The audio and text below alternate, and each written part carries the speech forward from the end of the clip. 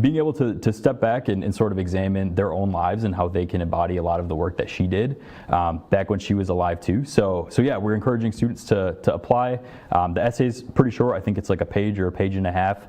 The city website has some information on what type of outline they can submit, how to submit it, information on the cash prize too, which there is, which I'm sure is very exciting to students too.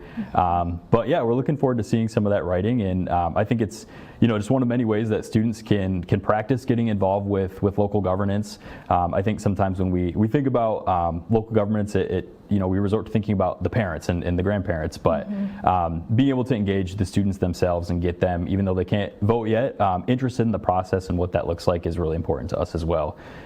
So we look forward to seeing some good writing samples. So. Yeah, definitely. Yeah. Kind of like the Mayor's Youth Council, too. There's a lot of ways in Grand Rapids for young people to really get involved with civics. Absolutely. Essay submissions are due this month, though. They're due on October 24th. So if you're interested and you're watching this, get to writing. Yeah. Talk to your teachers about it, too, and make a plan. Yes, very excited. And I know they can submit via email. They can mail it to our City Hall as well. And then they'll be announcing the winner, I believe, early December 5th, I want to say. So yeah, we'll have the grand announcement then. So great. Yeah. Next month starts November 1st, but got to get in front of the people before. Yep. Big holiday here in Grand Rapids. It's the beginning of odd even parking. Yes, everyone's favorite time. Everyone's favorite time. Tell us about odd even parking. Why do we do it? Why do we do it? Yeah, no, I appreciate you bringing this up too, because I know it's not everyone's favorite thing, but it is very important to the well-being of our community and to our city operations.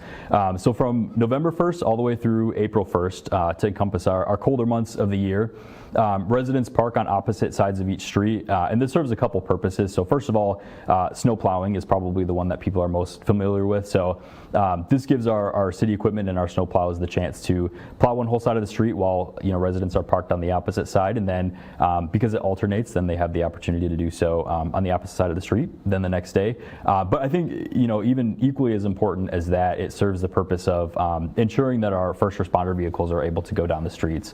I know if you think of like the size of an ambulance or a fire truck or a police car compared to a regular residential vehicle, they're often much larger, and so the last thing we want as a city is for somebody to have an emergency and then that response vehicle not be able to get there in time to help meet their needs too. So I know it's not always everyone's favorite thing to do. Sometimes I've remembered at 2 o'clock in the morning and have to run out to my car and move it to the other side of the street, but hopefully understanding that there's multiple important aspects of why people have to do that helps motivate people to want to help take part in that too. So yeah, it helps to just plan ahead when you're parking at night. Yep. Be mindful of what time it is and what side of the street you should be parking in. Yep, 100%. Another thing coming up later this month is the pitch night for folks to pitch their proposals to reduce violence in Grand Rapids. Yep. Tell us more about this proposal plan. Yeah, absolutely. And a great topic to talk about too. So we have an organization called the Safe Task Force in Grand Rapids. And this idea came about from past commissioners and legislators before my time, but the organization has stuck around because they do some really important work in the community. So each year they host an idea pitch event. So basically any organization within the community who works within the realm of safety, of community, community building, violence reduction, violence prevention, any of those organizations can apply for a grant from this organization, and really it's the goal of it is just to connect funding opportunities with organizations who are already doing such incredible work in the community to make our neighborhood safer. And the deadline I know for this is coming up here in a couple weeks too, but award recipients can receive up to $10,000 for the work that they're doing. I know particularly with this funding round, they're really hoping to target gun violence with younger folk between the ages of 12 and 24. So if any of our listeners work for an organization or volunteer or partner with an organization who works in that space, whether it be helping to prevent or reduce domestic violence or the theme of mental health, things like that, we really want to, as a city, be investing in organizations that are out doing that work hands-on every single day and being able to help provide them for some of the resources that they might need to continue those programs. If anybody has ideas or works with an organization who is in that space, we highly encourage you to apply. We've seen some really awesome outcomes from past recipients who have received this funding.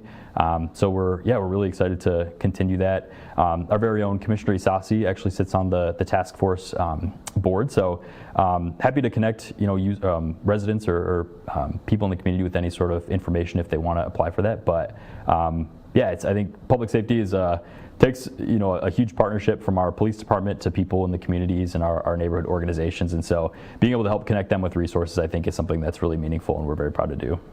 What would you say are qualities of a successful pitch for this program? Yeah, that's a great question. If you go to the city website, there's a couple things that are outlined. Really, the lens through which the organization is going to look and grade these different organizations is through our city's strategic priorities, the Grand Rapids Police Department strategic priorities, and then the SAFE Task Force itself has an acronym called PEACE, and that those 5 items as well kind of help outline sort of the end goal and the outcomes that we're hoping to see from the organizations that we partner with. So being able to read through those and understand how your organization kind of aligns to those priorities, I think would be an awesome way to showcase that your organization, that the work that they're doing is competitive to receive some of that funding. Great. And I believe the deadline for that is Tuesday, October 29th. Yes, I believe you're right. So you're getting close to the end of the month with that one. Yes. Another thing coming up this month is October's Commissioner's Night Out. Yes. For folks who aren't familiar with Commissioner Nights Out, they happen frequently throughout the year, but tell us a little bit more about them. Yeah, so Commission Night Out started a few years back, just prior to my time actually. So one of the pieces of feedback we received from our community members was, we do a good job of making our meetings accessible for people who want to come. We try to validate parking. We try to give good instructions on how to attend and where to find us. But we had some people say, it would be really great if sometime you brought these meetings out to the community itself. And I think we kind of stepped back and thought, like, that's a really great idea. Why have we never thought of that before? And so you're exactly right. 3 times a year, we host one community night out meeting. We do all of our same commission meeting proceedings, but we do it at a location somewhere within our neighborhoods.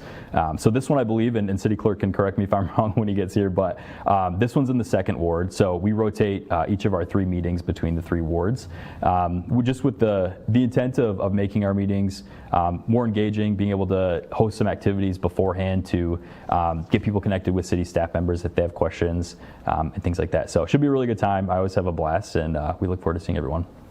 Yeah, I believe GRTV is usually there as well. Yes, absolutely. So if you can't make it in person, you can probably find some videos of it. Yes. But also just a great opportunity to meet people who are civically minded in your area as well. Yeah. Some big news that came out in Grand Rapids recently, and it is in your ward, in the 1st ward. Yeah. Are these new riverfront developments coming to Grand Rapids, especially the new ones that were proposed on Market? Yep. Could you tell us a little bit about those and kind of the city's role when big developments like that are kind of brought up? Yeah, absolutely. It's an exciting project. I think change elicits a range of emotions for people, but my take is there's a way to do positive change, and obviously those changes, if not done right, can have negative unintended consequences too. But this project being proposed is a series of towers. It's going to be a mix of office space for a single tenant. There'll be some purely residential, and then also part of it will be a hotel as well. And for those listening in, if you're not familiar, this will be on the property on Fulton and Market, which is where the Charlie's Crab restaurant used to be as well prior to COVID too. So they're in their very early, I would say, infancy phases of development. We're just kind of getting some of the ideas proposed to us and what some of the funding mechanisms would look like to make those happen. But I think, we talk about housing being a huge need within the community, and I think we talk about housing at all price points, and so I think this certainly plays right into that. The development would include a multi-million-dollar donation into the Grand Rapids Housing Affordability Fund as well, which then frees that up to help us, incentivize and make other affordable housing developments throughout the city possible too. So I think it's a win-win. I think it shows that our city is still competitive, and there's not many cities that can still sustain growth or are seeing growth, especially after COVID, but Grand Rapids is, and I think that's something to celebrate. And I think as long as we keep moving forward with some of these projects in a positive manner, I think we've got some really bright days ahead too. So I'm looking forward to it. Yeah, or riverfront especially is growing and changing, and I know we just relocated some mussels so that we can start the process of bringing the rapids back. The mussels have their new home. They're nice and cozy. Yeah, so our riverfront may look significantly different, and everything that's going down at the end of Lyon as well. One other piece to this new development proposal is that they're asking, the developers are asking for a transformational brownfield subsidy. Yes. For folks who are listening that have no idea what a brownfield is, can you give us some information about that? Yeah, great question, and I would never expect any resident to know what a brownfield subsidy consists of. But essentially, so a brownfield is any sort of project that is being done on existing infrastructure, so maybe it's like a blighted property or an old factory that no longer serves its use. And I think the most important thing for people to realize is it's not a cash handout. You know, we're not, as a city, just giving money to a developer and saying, here, go have a field day with it. So it's really a tax incentive that's meant to incentivize and draw development in positive ways to some of our brownfield properties, and essentially just kind of offset some of the initial costs that these developers might have. And it's really a win-win because without those developments taking place, like the city is just sitting on property, we're not gaining any sort of tax revenue, we're seeing any sort of positive changes or activity going on, but then at the same time the developer is able to get some incentives and help make some of these projects possible, because it is sometimes pricey if there's environmental concerns with some of these properties. It helps sort of offset some of those initial costs to make the properties possible too. So yeah, that is one of the many pieces going into what might finance that project. But yeah, looking forward to it, and I know we'll have some more specifics coming out soon. So. Yeah, and I'm guessing a brownfield right up against the river might have some other environmental needs that Yep. No, you're exactly right. We'll have to consider. So, before we go, and we might want to pick this up in our next round as well, but you sit on other public bodies other than the City Commission in Grand Rapids, like the South Division Granville Corridor Improvement Authority. Can you tell us a bit about your work, specifically with like the Corridor Improvement Authority? I'm not sure a lot of folks are familiar with those bodies. Yeah, absolutely, and you're exactly right. So I sit on the city's South Division Granville Corridor Improvement Authority. So that encompasses all of South Division, Burton Heights neighborhoods, and then most of our Roosevelt Park neighborhood. So really what a Corridor Improvement Authority does is it has jurisdiction to capture like a small percentage of taxes from all the different activities and commerce that go within its boundaries.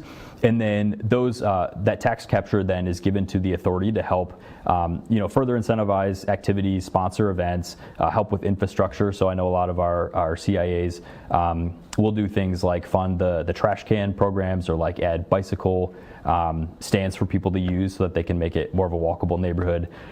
So it's a really important funding mechanism to help further spur and incentivize more growth within our business districts too. So that board is made up of probably a little less than a dozen people who have a business interest within the community. Maybe they own a business or work for a nonprofit that's within that business district too. So it's a cool way. They function as really strong community connectors, just partnering with businesses and people within the community to help just see positive growth within the boundaries of those CIAs. So.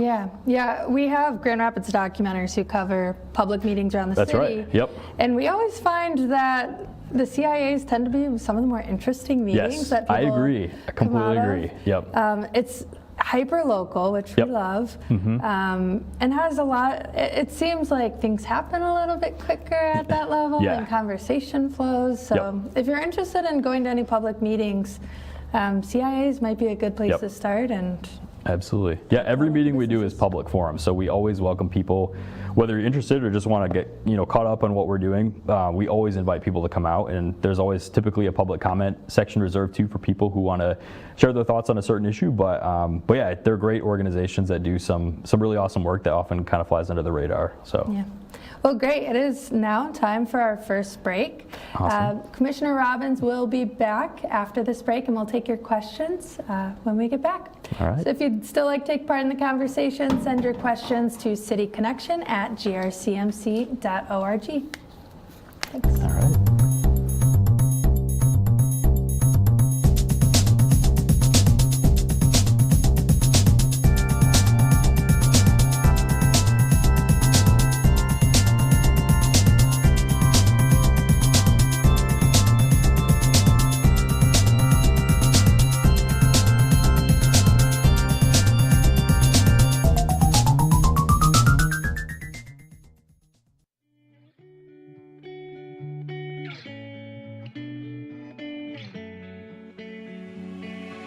For over 30 years after humble beginnings as a public access TV station, the Community Media Center has grown to be an active, multi-platform media and technology assistance organization, encouraging and enabling our community to push the creative boundaries.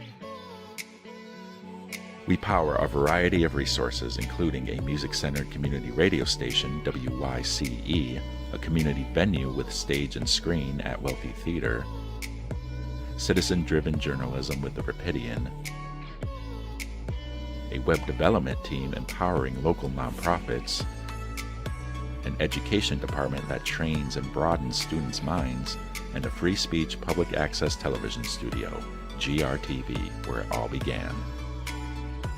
By introducing audiences to new voices and ideas, we enhance community engagement and create connections between artists and audiences, enriching our city's cultural offerings. We empower and collaborate with platforms and resources accessible to all and used by all. Every free democratic society depends on media, accessible to the community and uncensored by government. The Community Media Center continues this work for the media landscape of today and tomorrow. These platforms and services empower our neighbors to tell their stories and explore the richness of culture that Grand Rapids has to offer. Connect, discover, learn, create, and share. The Grand Rapids Community Media Center.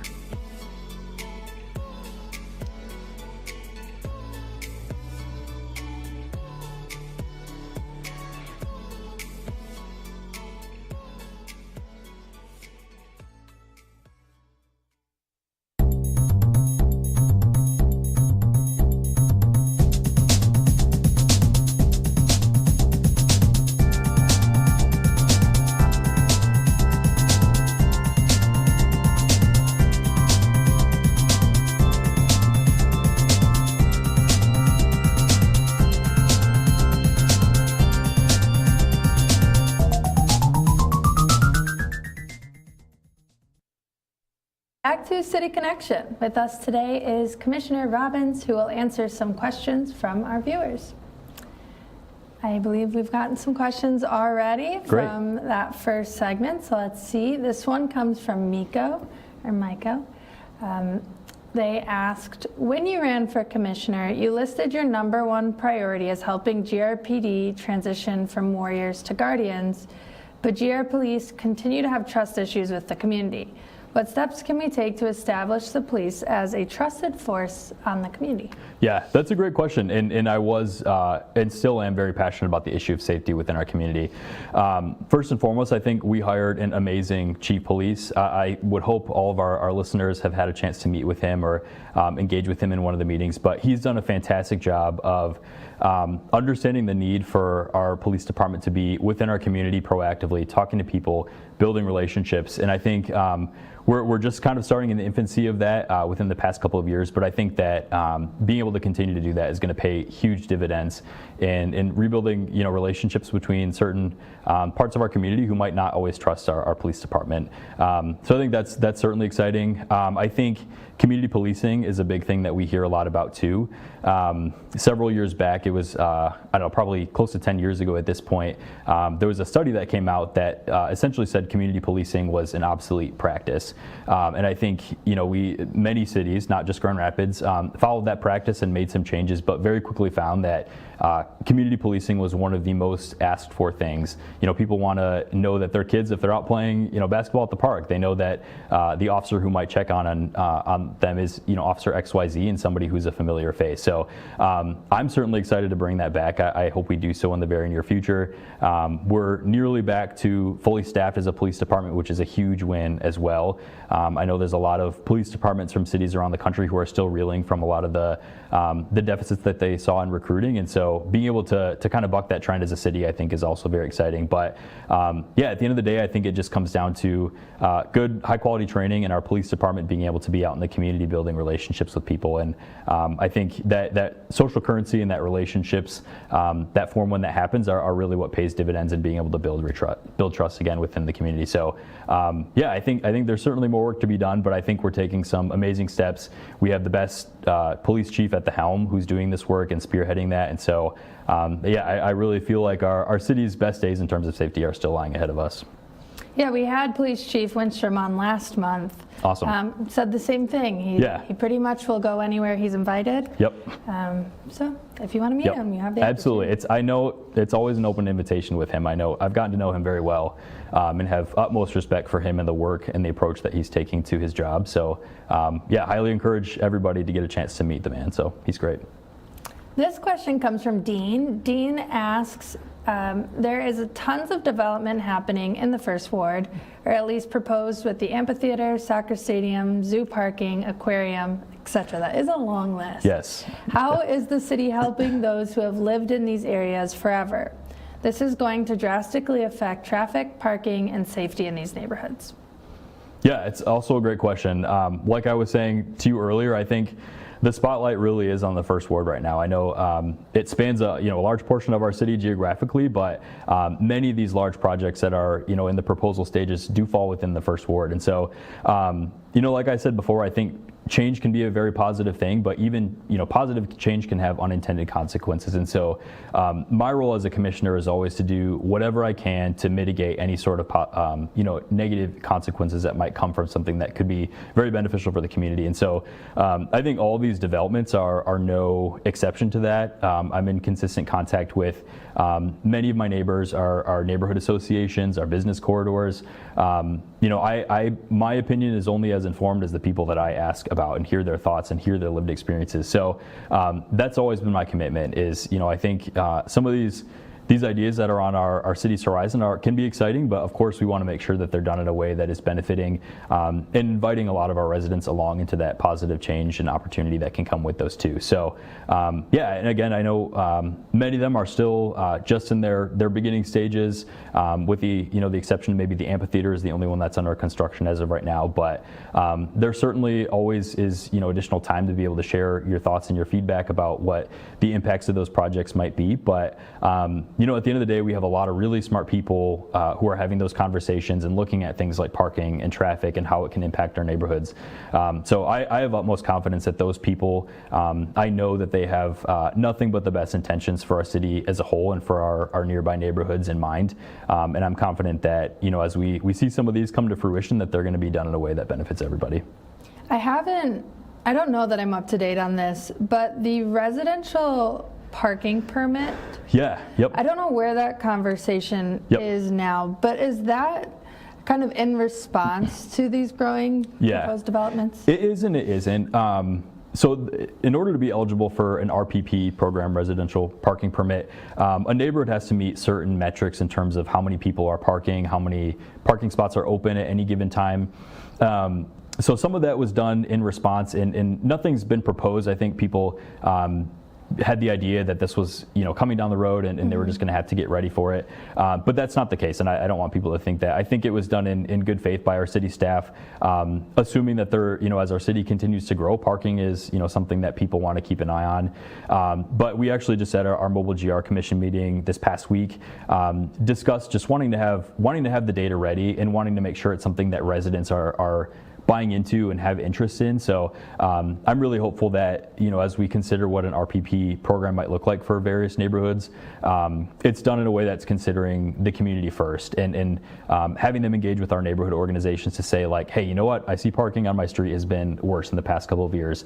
Where are things with the RPP for our current neighborhood? So yeah, I think it's certainly an option. It's never anything we want to force on a neighborhood and say like, sorry, this is what you're getting. You're going to have to deal with it. The end goal of those is to benefit the neighborhoods and make sure people there are getting first priority with parking, which I think is a very fair ask. And yeah, as we continue to see some of these projects come online, if parking does become an issue, I think that's certainly a conversation we're ready and willing to have. But of course, it's something that will never happen without thorough community engagement and making sure it's something that people want.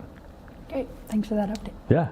This question comes from Elena. Your fellow First Ward Commissioner is not up for re-election. Yes. What qualities or priorities do you hope to see in the next person elected? Yeah, that's a fantastic question. I will say Commissioner O'Connor has grown to be a very dear friend of mine. I didn't know him before I was elected as a commissioner, but I think he adds such a strong, just a wise and very policy-focused perspective to the commission. That's something that I think we really need. I think too, he was always very, certain that local politics is one part of politics that doesn't have to be partisan, and I think that's something that I'm very passionate about too. Is people get very quickly sick of politics at the national and the state level too. It turns into white noise, and so I think local politics is one of the only places left in our country where we can still say, I'm voting for this candidate not because of what labels they have attached to them, but what I think their lived experience and their wisdom is going to offer the city. So I think in honoring that priority of Commissioner O'Connor's too, I think that's something that I'm very hopeful, not just people in the First Ward, but people across the city consider as they're voting for our city commission. Cool. This question comes from Lynn. Lynn says, I have been to a few city commission meetings and I've seen people get up and talk during public comment, but it never seems to change the minds of the commissioners.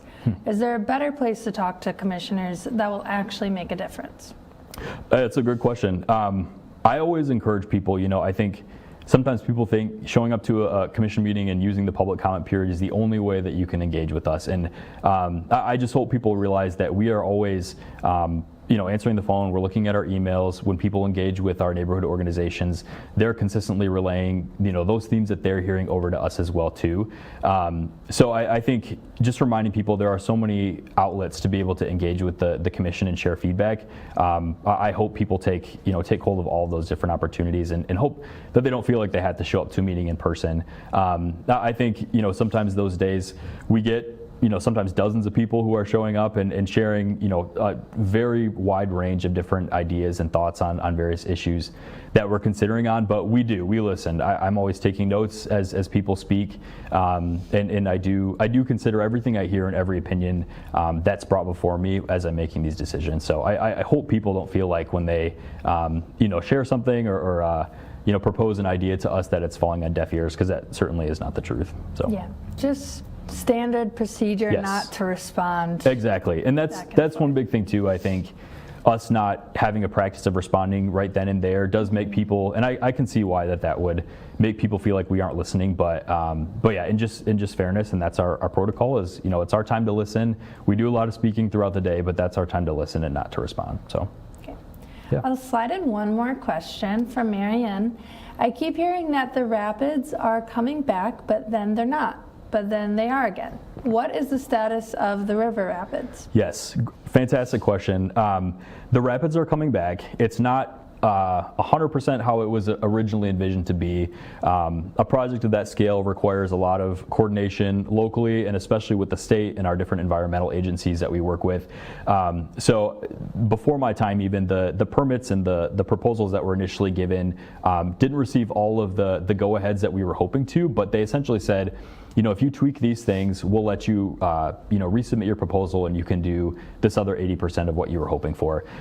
So yes, the river has been a goal of Mayor Bliss's since she's been in office. It's something I'm very excited about, but yes, we are taking a lot of drastic steps to remove or to make the Grand Rapids more like its natural state. If people go downtown right now, they'll see that there's a lot of that work starting currently. Like you mentioned, the endangered mussel species has been removed and relocated to a more proper home too, so we can put that work underway too. But yeah, it's exciting. I think, we think about it's our city's namesake. It's at the very center geographically of our entire community, and so being able to help return it to a state that more reflects how it's been for the past generations is a really exciting thing. And I believe by next summer, construction on the dams should happen as well. Yes. Yeah, it'll happen pretty quick. I know a lot of the time we were waiting on was on some of those permitting pieces, but now that that's mostly underway, we were given the go-ahead to start doing the work, so it's going to happen excitingly fast. So. Cool. Well, it is now time for another break. Thank you so much for taking those questions. And when we return, we'll be joined by City Clerk Joel Hondorp to talk about the election coming up next month.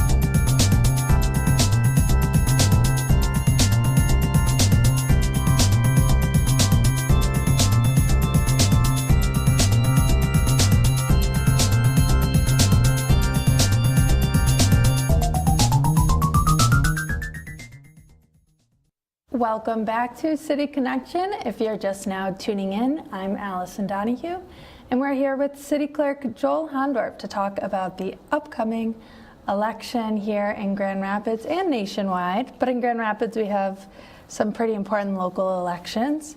So thank you. Thanks for coming on City Connection. Glad to be here, as always. Yeah. We're always happy to have you. So it's early October. Folks know there's an election coming up. It's pretty hard to be anywhere and not hear about it at this point. What are some key dates going forward that Grand Rapids voters need to have in the back of their mind? Well, the first one is I always like to say today. Today's an important day because absentee ballots are available. We've mailed out about 32,000 absentee ballots and have 4,000 back in. So you can get yours today. It's real easy. You can go online to michigan.gov/vote and request an absentee ballot right there, and we'll mail it out the next day, or you can come down to the clerk's office and get it. So today is an important election day. And then looking at other things that are upcoming, October 21 is the last day that you can register to vote online to vote in this election, or by mail, or at like a voter registration. After that, from October 22 through election day, you have to register in person at the clerk's office. And then another big day that's coming up is October 26th will be the first day of early voting. And then we'll have 9 days of early voting. And of course, the big day is November 5. So tell us about early voting. Why do we have this third option now? And what makes it different from absentee voting? Right. The voters of Michigan adopted a proposal in 2022, Proposal 2 of 2022, that allows for at least 9 days of early voting. And so it has to be ends the Sunday before the election and then count back 9 days, which would be then Saturday the 26th. So early voting is very similar to going to your polling location on election day. You'll fill out an application to vote. We'll ask you to see your photo ID. If you don't have it with you, you'll fill out an affidavit stating who you are. Then you'll be given a ballot, and then you vote the ballot and you put it through a tabulator. So it looks like a lot of election day. Where it's different is not all polling locations are open during those 9 days. We have 4 locations throughout the city. And so you can either go to GRPS University, which was where the next commission night out is. Great. And that'll be in the 2nd ward. The 1st ward location is at St. Peter and Paul School. The 3rd ward location is Ottawa Hills High School in their old cafeteria on Rosewood.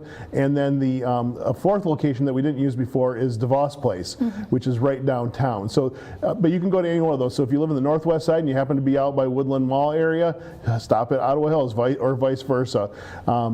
So it looks very similar to that. And then during those 9 days of early voting, we won't be closing the tabulators. We'll just suspend voting, and so we won't close those tabulators until election night. So they'll sit in a secured location for a couple days, so no one will know what the results are. So it doesn't necessarily make your job any easier. With like counting in advance? It's not that it doesn't make it easier. It spreads out the work a little bit too. Instead of having maybe long lines on election day, same thing with increases in absentee voting. All those different methods might be a little more work on the prep side, but it'll make it more enjoyable for the election workers and the voters, because they might not have as much pressure on them all in one time frame. Have you noticed that here in Grand Rapids, since we've expanded the requirements for absentee, whether voting lines have gone down or have been... So that has been the case. So if you look back to 2016, before the presidential election before COVID, we look at before COVID and after COVID now. And in 2016 we had 16, and voting changes. So in that election we had 16,000 absentee voters, which means there's a lot more people at the precincts. In 2020 we had 60,000, so we went from 16 to 60,000 absentee voters. So that means election day was pretty slow in that election. And now we've seen a kind of a turn back to in precinct, but during the February and August election, there were more voters that voted absentee than voted in person. So we'll see about 90,000 voters probably for this election, and we've done about 32,000. We'll probably issue a few more thousand ballots. So we'll see about 50,000 in the precincts or so, a little more than that. So it's about an average of like 700 to 800 people per precinct. Some will be higher, some will be lower, but that's still a lot less than what it was 8 years ago. So this election is a little different. It's our first time voting for the mayor the same time as we're voting for president. And at the Rapidian, we're hyper-local focused. So making sure that people don't forget about that nonpartisan section, those local elections on their voter ballot. How can voters stay informed about these important elections that maybe don't get as much airtime as the presidential election, and why should they take the time to vote on them? Well, follow the Rapidian for one, right? Thank you. That would be one way to do things, and look for those local edges. I mean, it's buying airtime is going to be almost impossible for any kind of local election. I mean, it's hard enough, it looks like, for state representative candidates to get airtime with all that are going on.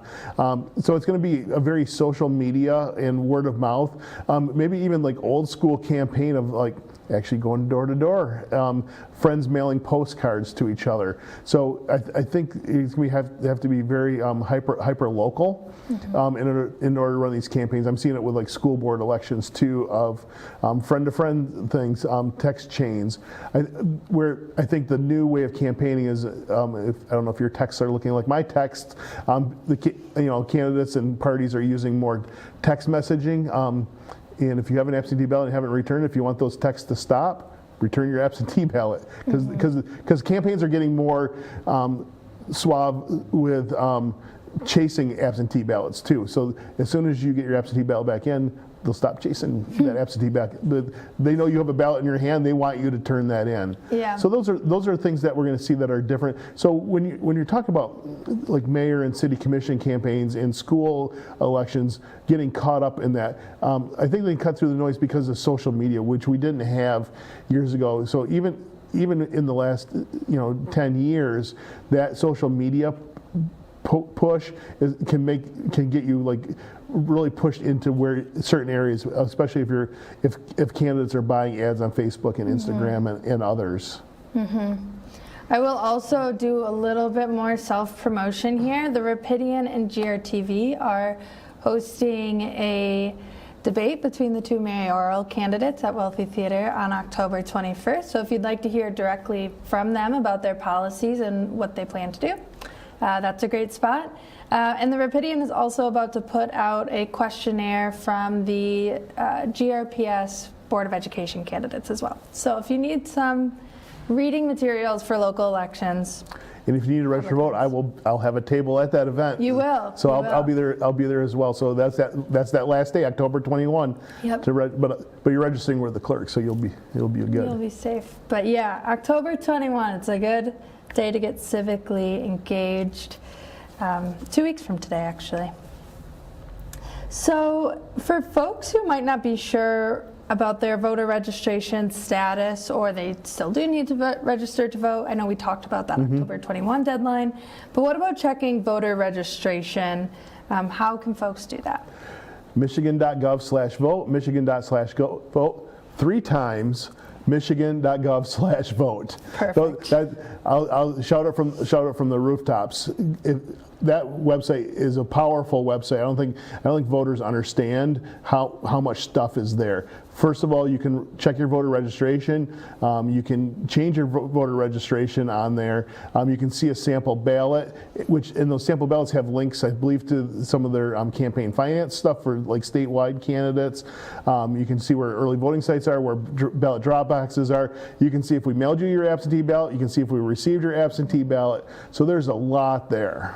Yeah, so basically if you have any voting anxiety, I know that some reasons folks don't want to do absentee, they want to see that it gets counted. Well, they can still do that too. So there's a new election law that got changed that says you can, so now it's kind of like, so we talked about three ways, absentee, early, or in person on election day. Well, now you can have kind of a hybrid, because you can take your absentee ballot to the precinct or the early voting site and put that ballot through the tab yourself. So you can get the ballot sent to you, take some time at the kitchen table, watch the gazillion TV commercials, read Rapidian news, and kind of look at what's out there, make your informed decision, then take that ballot with you with the stub still attached and bring it to the early voting site or to your precinct and watch watch it go in the tabulator. So with kind of like a hybrid voting method. Yeah, that's great. Yeah, there are so many ways to vote. There are no excuses. There are not very many. That's why we're a very low provisional ballot state, because you have so many time, so much time to go register as well. Yeah. Well, it is time for a break, but when we come back, we'll be taking questions from the community, and there's still time to take part in this conversation. So especially if you have election questions as we come up on the election, send your questions into cityconnection@grcmc.org. Stay tuned.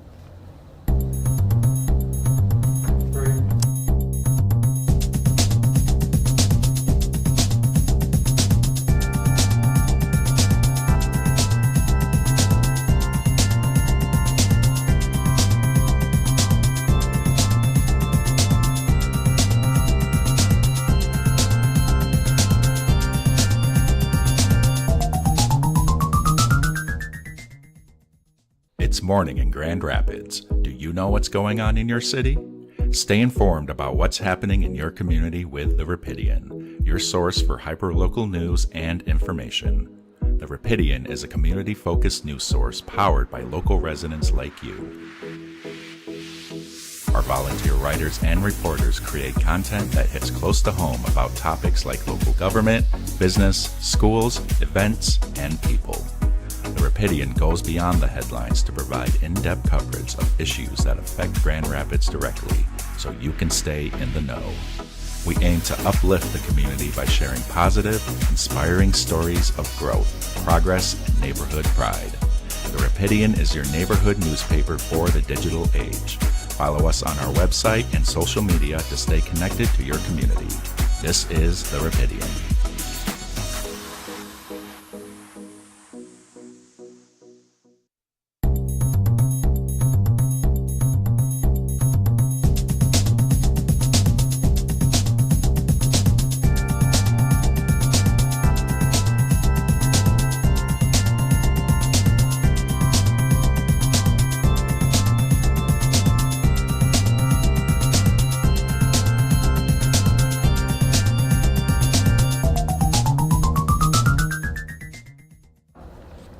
And we're back. Here with us on City Connection is City Clerk Joel Hondorp, and we again have Drew Robbins, First Ward Commissioner, here with us again.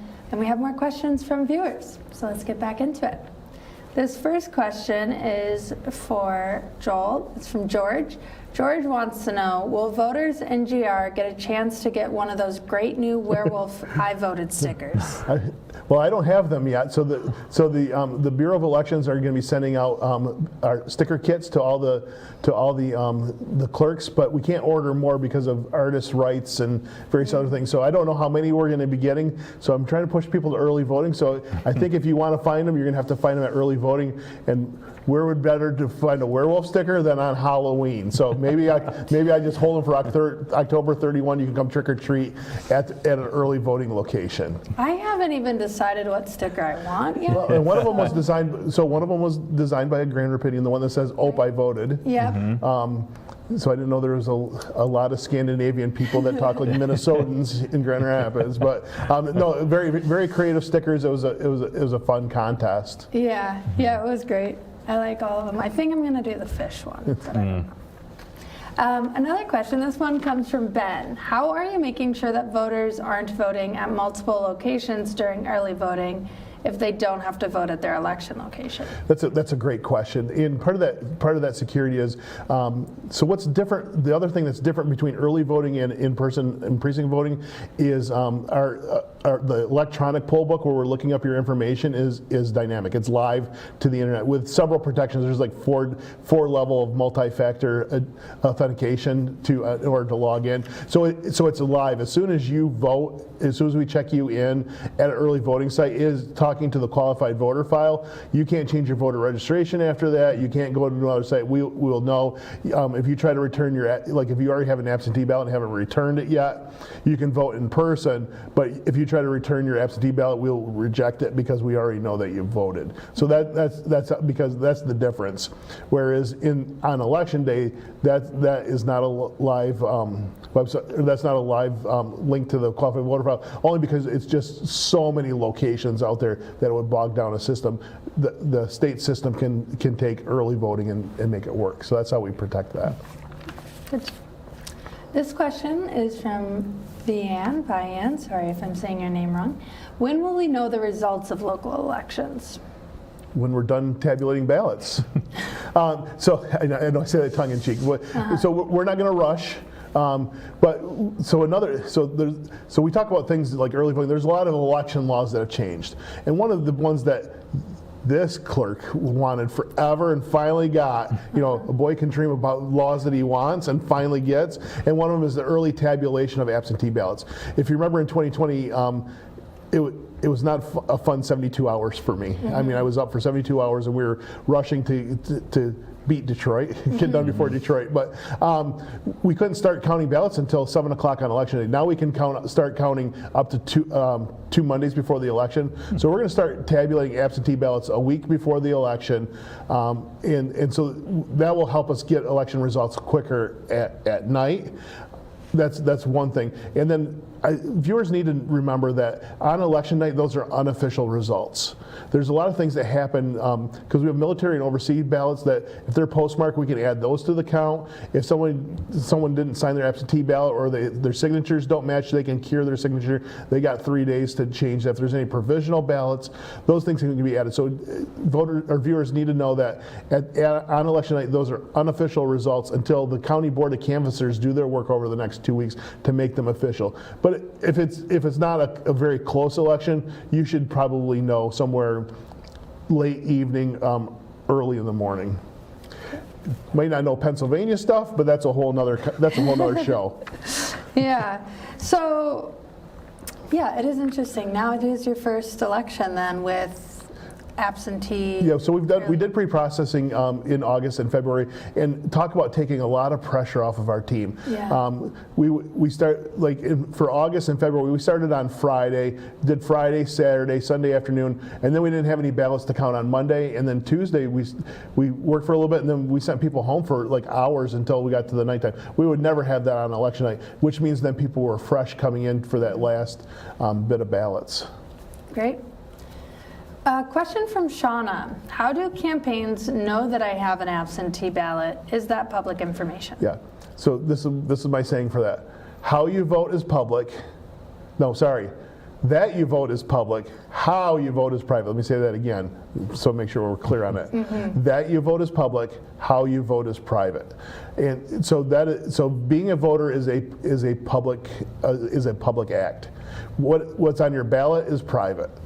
So that's why that information is available by FOIA, but not all your information is disclosed.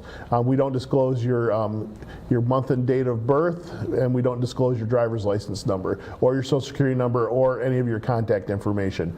They get your contact information from somewhere else, but we're not sharing emails or phone numbers. They get that from others. That's why it's mostly mail. Unless some other group out there has been collecting phone numbers from something else. Someone got my phone number, and they have been texting me. This is a question for the commissioner from Tom. I almost got ran over by some kids on a Lime bike. Is there an age requirement to ride one, and how do I complain? Who do I complain to about these? Yes, great question. I know the Lime devices, whether it's a scooter or bike, are kind of a hot topic right now. There's benefits and some challenges with them. We did just receive news this past month that Grand Rapids is in the top 10 cities in the country for utilization rates of these. So I think we're between New York City and Portland, Oregon. So they are very well utilized in our community. People use them to commute. People use them for recreation, for tourism. So we're excited to have them as a resource for people, but there are a lot of conversations going on right now about the safety of them too. If people have concerns, they're welcome to email myself directly. I do sit on the Mobile GR Commission, and I'm I'm happy to relay those to the rest of our commission. But yeah, we're doing a lot of conversations about signage. A lot of people don't know that actually in the downtown development district, people have to ride on the street or use a bike lane when they're operating those vehicles. Elsewhere, they can use sidewalks and preferably still the bike lanes if they're present. But things like that, I think there's a lot of opportunities to educate people on how to use them safely. Reminding people they're supposed to be using a helmet anytime they're riding one. Making sure there's only one operator. I've seen some instances of people sharing them if it's like a little sibling or something. While it might work, it's not recommended and is technically against the rules too. So looking forward to some additional conversations that we have in public engagement around how to use them safely, and hopefully we'll prevent any issues we have. We've had very little incidences in terms of injuries that people have received. The vast majority, I think it's only a couple dozen over the course of a year, are typically when two people on scooters collide versus with a vehicle that's out in the right of way in the road. So fortunately we haven't had too many issues, but I know there are a lot of close to call incidences too that we want to be very mindful of, and I'm hopeful that moving forward as we continue this program, we can do it in a way that's keeping everybody safe, whether you're a driver, whether you're a pedestrian, whether you're a user in the vehicles too. Great. I know a lot of people like to use them after the bars and stuff too, which I also don't totally recommend. Absolutely. There are Ubers still. Yep. A question for Joel from Will. Would the city clerk's office employ staff or volunteers to go door to door? We do not. There's only a certain amount of stuff that the clerk's office can accomplish. So I say we do election administration. So we will take care of your ballot from beginning to end. But if it's going door to door, I think he's talking about like get out the vote type stuff. So we leave that to campaigns and nonprofit groups that are out there for getting that out. That I feel that's in their wheelhouse because of the staffing and the budget that we have. We'll take care of election administration, and we'll take care of any voter that a get out the vote effort sends our way. Great. A question for the commissioner. What did you learn after your first term as commissioner? You're just about wrapped up with that, correct? 2 years in to a 4-year term. Yep. Oh, 4 year. Yes. And what are you most proud of? So what have you learned? What are you most proud of? Yeah. I think, and I don't talk a whole lot about my own accomplishments, but I think, when it comes to local governance especially, it takes a lot of listening, and it takes an open mind to different thoughts and ideas. And I think it really just takes steady, wise decision making where you can remove yourself from a very emotionally charged situation on both ends and be able to think what you really think at the end of the day based on your values is the wisest decision. So that's something that I think many commissioners before myself have been able to really embody, and it's something that I really try to achieve. I know I've mentioned Commissioner O'Connor is something I absolutely respect that he's able to do. Mayor Bliss as well. I have utmost respect for her and her ability to make wise policy decisions too. So that's something that I hope I embody and is something I want to make a cornerstone of my time on the dais, however long it will be. Okay. Question from Ken. Who counts ballots? How do we make sure they're accurate and unbiased? So we hire election inspectors. We call them election workers. Other places call them judges or whatever, but they're election inspectors. So we hire them, and we have to have at least one Republican and at least one Democrat in every precinct. So to give that balance. So we hire them. We're doing training. I'm doing 3 training classes today. I'm here in between 2 classes. Thank you so much. And so they are trained. We do employ them, so they're not technically volunteers. They are paid to do election work and to follow the rules and regulations. The state law is very stringent on how we do the process, and so there's a lot of checks and balances. So a lot of things like sealing ballot bags, transporting ballots, checking the results are all done in a very bipartisan fashion. Matter of fact, to be an election worker, you can't be an independent. You have to choose a political party. So we have people that are mostly Republicans or Democrats, but we still have some Libertarians, Green Party, U.S. taxpayer, natural law. So it's kind of difficult for someone who definitely declares himself as an independent. Unfortunately, there's not a place for them in the election process because they want to make it a very bipartisan or a multi-partisan affair rather than people that we might not know their affiliations. Interesting. I didn't know that piece. I didn't either. I'm going to ask this question really quick right before we go, because it goes back to our question about gun policy. Yes. How much money is available through the SAFE Task Force? This is a question from Ron. Great question. I will let the city website be the gospel on this, but I believe it's 5 organizations selected up to $10,000 each. I don't know if you know off the top I don't know off the top of my head. It's about that metric. So yeah, and if people have any interest in applying, send me an email. I'm happy to connect people with the application process. Cool. Yeah, city website, you'll learn all about it. So great. Thank you both so much for taking questions, not only from me, but from the folks at home. Great. And that's all the time we have today. Thank you again to our guests for coming in, and thank you to all of you at home for tuning in and sending in your questions. Don't forget, you can always watch rebroadcasts throughout the entire month of October on Cable GRTV's Channel 25 or our YouTube page. See you next month, Grand Rapids.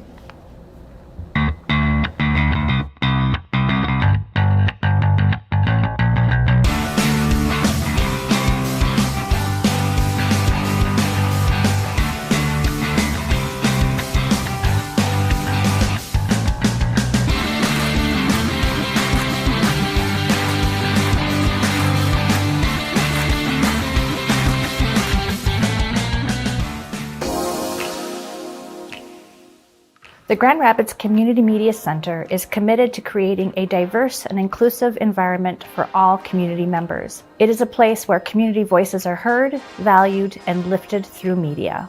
We seek to provide area residents with a platform to participate in free speech, be engaged with the community, and share their diverse voices. As a multimedia platform organization, we provide and support a variety of community resources, including our radio station, WYCE 88.1 FM, our TV station, GRTV, our hyper-local news program, The Rapidian, web services, and our historic theater, Wealthy Theater.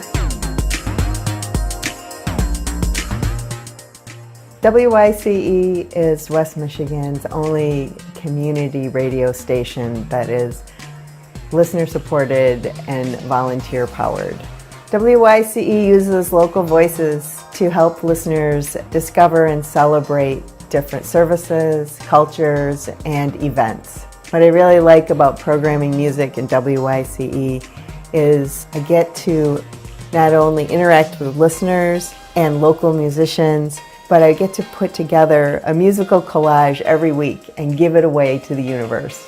As a volunteer programmer, you get the training on how to use equipment, how to access music from the library, and how to put together a great show that showcases local and national artists and still has your creativity included. The Web Services Department helps West Michigan nonprofits connect, learn, create, and share through locally built and accessible websites. We help nonprofits strengthen their online presence by developing one-of-a-kind websites tailored to their specific needs. The Web Services team can take care of all the technical needs of getting a new site up and running, including website hosting, domain name registration, theme development, and page layout. Websites are built with accessibility and responsiveness in mind, making sure our projects are available on any screen and accessible to people of all abilities.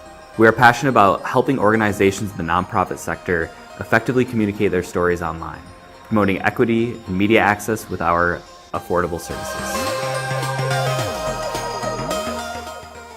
Wealthy Theater is a historic theater on the southeast side of Grand Rapids. It was built in 1911, and today it stands as a performing arts center, historic cinema, and community venue.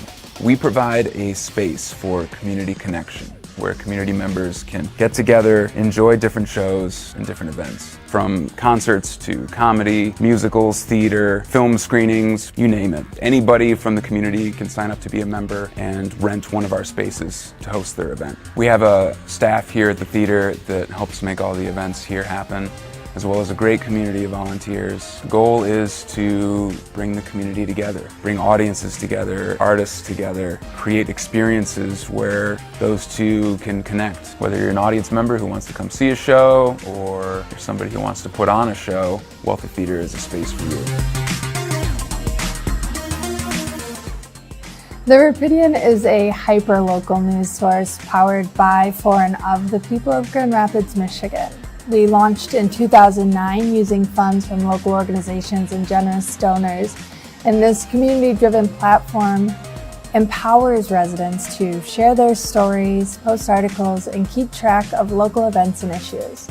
By emphasizing citizen journalism, the Rapidian provides a unique grassroots perspective and a vital news service for the residents of Grand Rapids. In 2023, we are relaunching the Rapidian with the Grand Rapids Documenters program, where we train and pay local citizens to cover public meetings, empowering residents with the tools and resources to strengthen the news media landscape in Grand Rapids and become more civically engaged. GRTV airs public access television programming made by and for the Grand Rapids community, amplifying their voices to support a diverse and vibrant democracy. We provide the tools, training, and broadcast platform for free speech. Community members can take classes on video and production features, borrow professional equipment, editing software, and use of our studio facilities to create their own content. We help community members connect, learn, create, and share.